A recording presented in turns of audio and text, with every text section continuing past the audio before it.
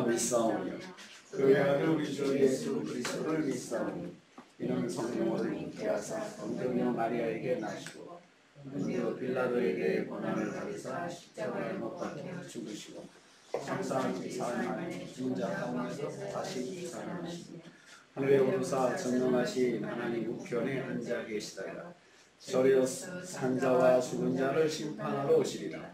성령을 믿사오며 거룩한 공예와 성도가 교통하는 것과 죄를 사하여 주시는 것과 몸이 다시 사는 것과 영원히 사는 것을 믿사옵나이다. 아멘. 288장 찬양지입니다. 288장 예수를 너의 구주 삼고 성령과 비워서 거듭나니 이 세상에서 내 영혼이 하늘의 영광 누리도다. 이것이 너의 간증이요 이것이 나의 찬송일세. 나 사는 동안 끊임없이 구주를 찬송하리로다.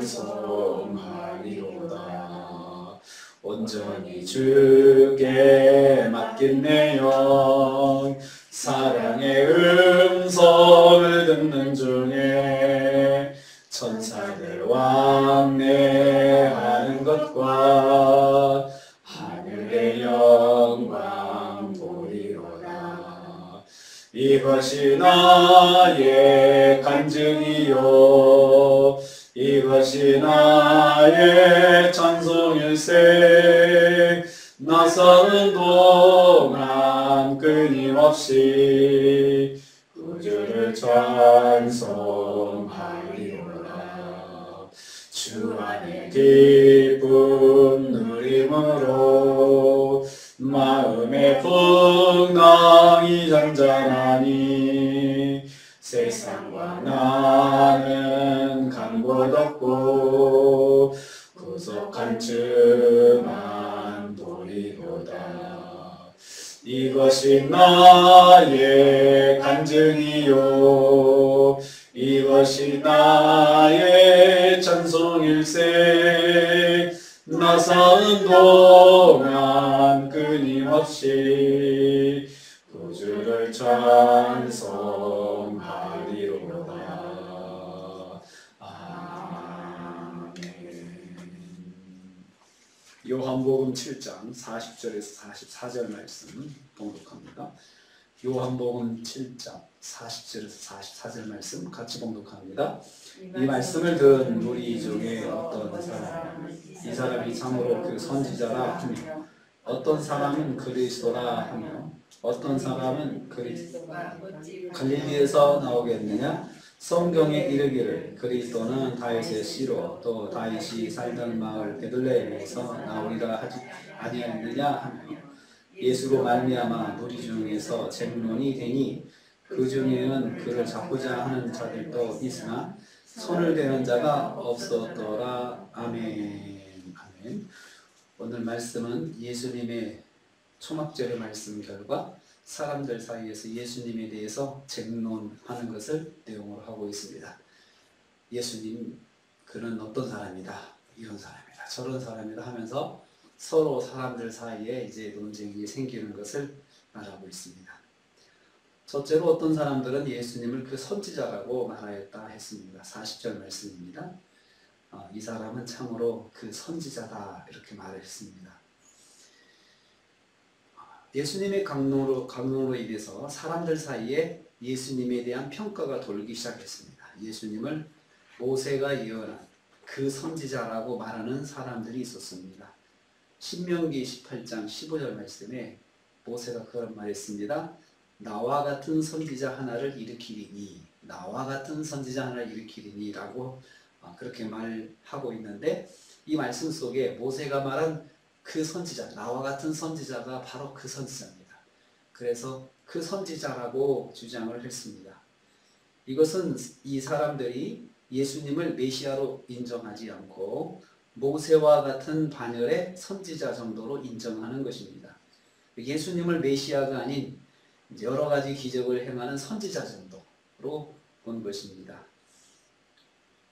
예수님께 호의적인 것 같지만 오해입니다. 예수님은 일부 사람들에게 모세와 같은 선지자로 오해를 받았습니다. 그러니까 정확하게 호의를 갖는 것이 아니고 오해하면서 호의를 갖게 되었습니다. 예수님의 그 격을 떨어뜨리는 거죠. 그래서 사탄의 전략 중에 하나가 격을 떨어뜨리는 거죠. 그래서 보면은 모든 종교는 똑같다 해가지고 또 하나님과 또 이 훌륭한 사람들하고 이렇게 같이 그냥 같은 반열에 위대한 인물 해가지고 예수님을 그렇게 똑같은 반열에 놓는, 그것은 예수님을 격을 떨어뜨려 가지고 예수님을 모욕하는, 그 하나님 모욕하는 그런 마귀의 전략이 있습니다. 두 번째로 어떤 사람들은 예수님이 그리스도인지 논쟁하였습니다. 41절 전반부입니다. 어떤 사람들은 예수님을 그리스도, 즉 메시아로 보았습니다. 유대인들이 기다리던 메시아가 바로 예수님이라고 생각했습니다. 그러나 반대하는 사람들도 있었습니다. 그 사람들의 반대 근거는 예수님이 갈릴리 출신이기 때문에 그리스도가 될 수 없다는 것입니다. 예수님이 성장을 갈릴리에서 하셨지 태어나신 곳은 유대 땅 베들레헴이 아닌 그 다윗의 마을 베들레헴 출신이지 않습니까? 그런데 그렇게 오해를 한 것이죠. 메시아는 다윗의 마을 베들레헴 출신이어야 한다고 주장했습니다. 정확한 지식입니다. 그러나 그들은 예수님에 대해서 정확하게는 알지 못했습니다. 부정확한 지식을 근거로 그리스도를 그리스도로 인정하지 못하는 연약함을 볼 수 있습니다. 지식이 바르지 못하면 진리를 바로 인식할 수 없습니다. 이 사람들은 예수님에 대한 지식이 바르지 못하니까 예수님을 그리스도로 알지 못하고 그들은 또 반대하였습니다. 정확한 지식을 가지고 있지만 그들은 예수님에 대해서 정확하게 알지 못하였기 때문에 예수님을 잘못 이해한 것입니다. 세 번째로 어떤 사람들은 예수님을 잡고자 했다라고 44절 말씀하고 있습니다. 한편 어떤 사람들은 예수님에 대해서 적대적 감정을 보였습니다. 그들은 유대 종교 지도자들과 그들이 보낸 사람들입니다. 그들은 사람들이 예수님에 대해서 누구신지 고민할 때 이 사람들은 또 예수님을 체포하기 위해서 고민하였습니다. 어떻게 하면 예수님을 잡아들일까 하고 고민하고 있었습니다. 어떻게 사람들을 예수님과 떨어뜨려 놓을지 고민하였습니다. 사람들에게 인기가 많은 그 예수님에 대해서 어떻게 하면은 분리를 시켜놓을까. 그래서 감옥에 집어넣으려고 생각한 거죠. 그런데 그들이 아무리 노력을 해도 예수님을 붙잡을 수 없었습니다. 아무도 그에게 손을 대는 자가 없었다. 이렇게 성경이 말씀하고 있습니다. 그들은 그들의 뜻대로 일이 진행되지 않았습니다. 하나님께서 하나님의 때가 아니기 때문에 막으시고 지켜주셨기 때문입니다.